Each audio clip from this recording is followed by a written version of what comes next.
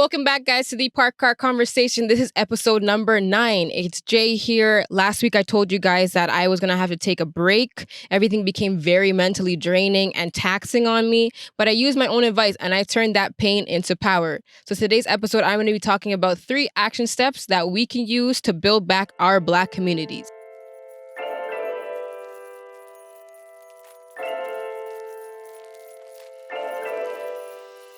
Number 1 is educate.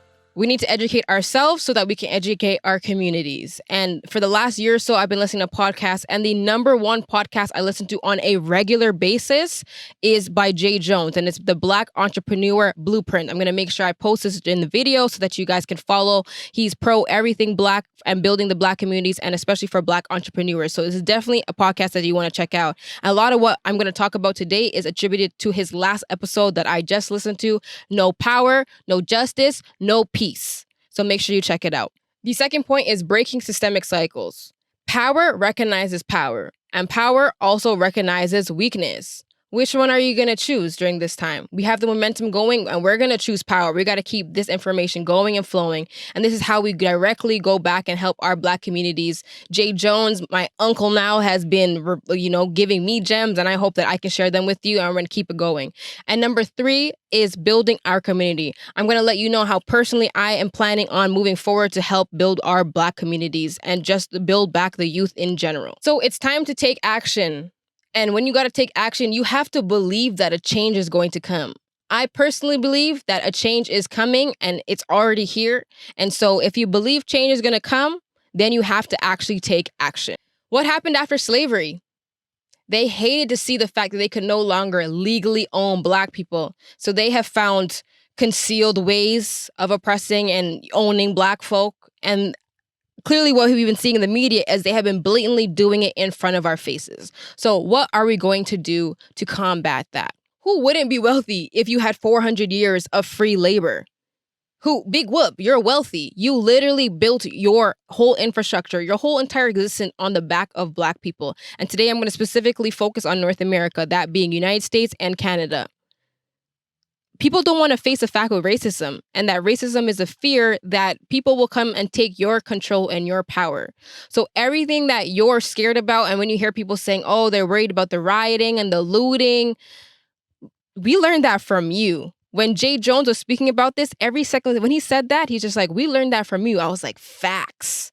So let's think about historically, and let's look at one of the events that basically shows how the white racist and the white oppressor took the power away from Black folk.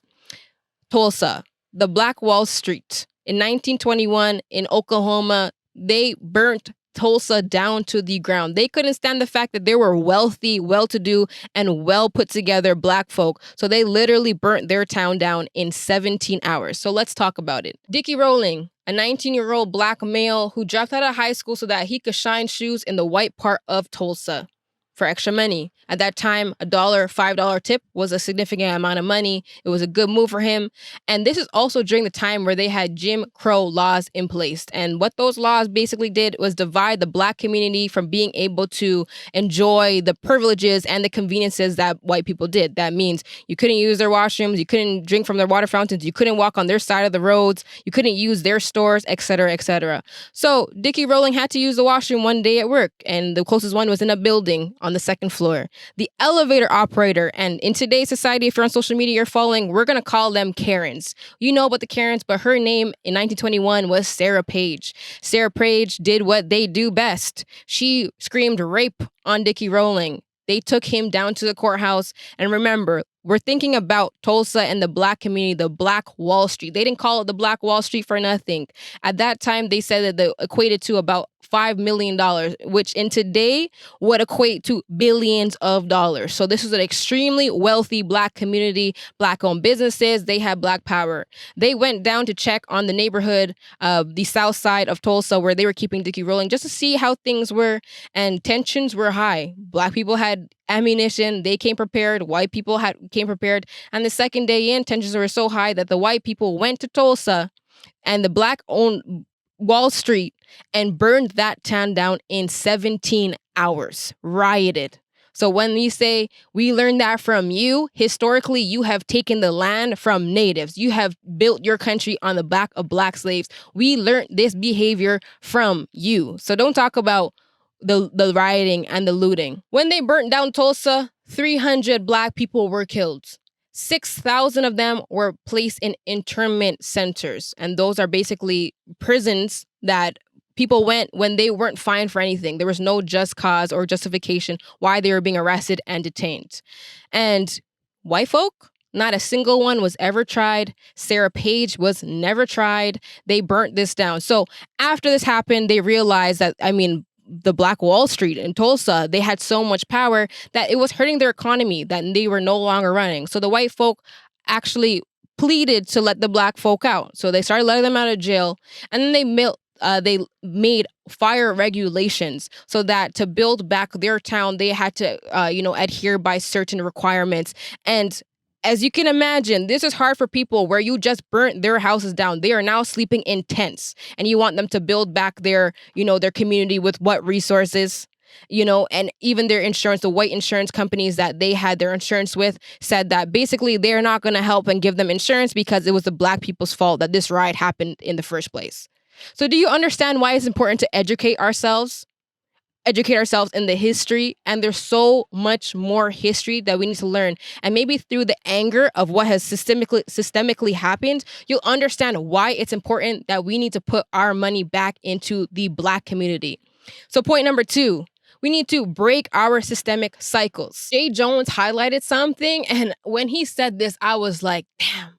He said, look, for example, the Popeyes chicken sandwich. You made them millions.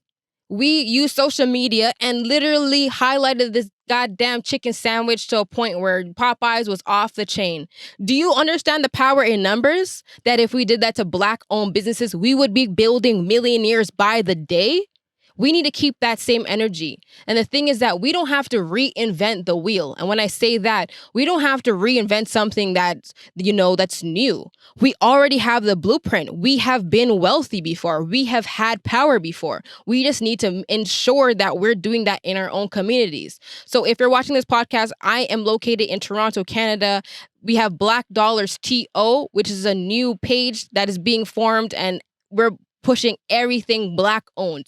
Please check them out. If you are for this cause, I'm going to post this also. You make sure you follow this page. You DM them if you know a black business. For white folk, people who are not black, if you want to help, you're asking how you can help, you're going to support these businesses on this page.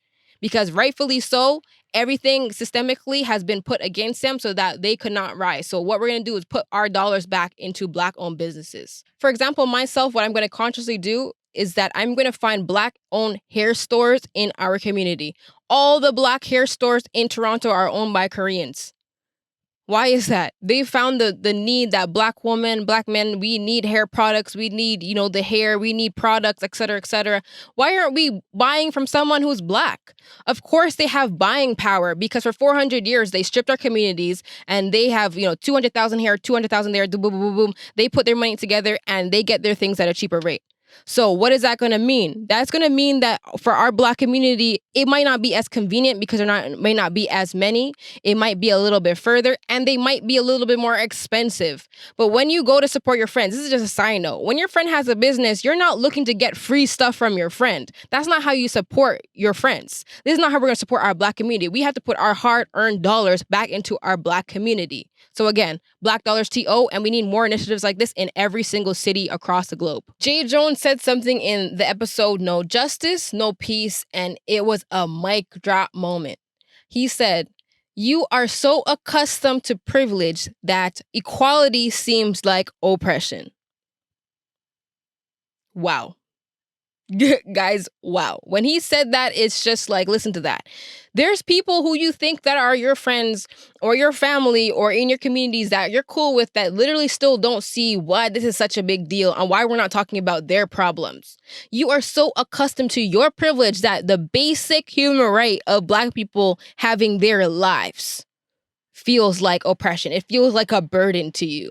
So when black people became legally free, it became a liability for white folk and for what racist white folk. So we're going to break that down. We're going to stop that right there. And I just want to let you know, kings and queens, that our power is what needs to rise above. And as a community, we're going to rise above this. We are not going to stop. I am not going to stop. And just one thing to know, especially with everything that's going on with the police brutality, legal does not mean right.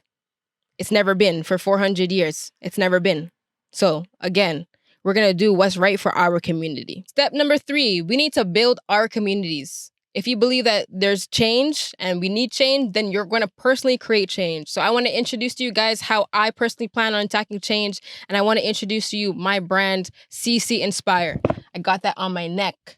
CC meaning carbon copy. On an email, when you carbon copy CC people, if I send the email to 40 people, all of those 40 people can see themselves attach the email as well as everybody else. So CC Inspire, when you inspire, they see it, they see it, they see it, and then they're inspired, and then they inspire, and they inspire. So we want to continue to inspire people in our communities by everything that we said. We want to educate folk.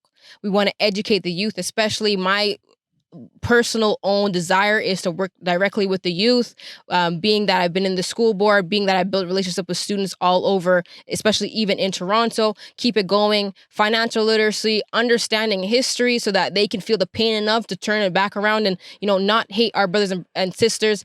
When everyone talks about black on black crime, there's white on white crime, there's Asian on Asian crime, there's Latino on Latino crime. It's not enough to say. So especially within our black communities, we want to build the youth up. We want to make sure that all of our kings and queens know how important it is. There is no better time than right now. We have the momentum going right now, and we're not going to stop. One other important fact I forgot to mention is that white people couldn't stand the fact that they couldn't legally own black people, so they found other ways to make them slaves. And the statistics are dumb high, especially in North America, for the amount of black men and women that are incarcerated as opposed to any other race. And especially when we're talking about police brutality, they no longer have them on slave plantations. They have them in correctional plantations. They have them in the prison plantations.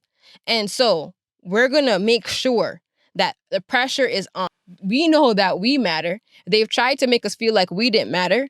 And the world is waking up now, and we have the momentum, and everybody knows that that's not right, and we're going to keep pushing. We're here, and we're not going nowhere. So as I wrap up this episode, I just want to let you guys know that we need to keep these conversations going. That's the biggest part of the park car conversation for me. So in the comments, drop ideas, drop plans that you have that you're going to do, and ideas that you think that we can do to help build back our black communities. Send this to a friend. Let's keep the conversation going. See you next time. And again, it's available on Apple Podcasts, Spotify, YouTube, Instagram, IGTV if you're watching it. And I can't wait till next time.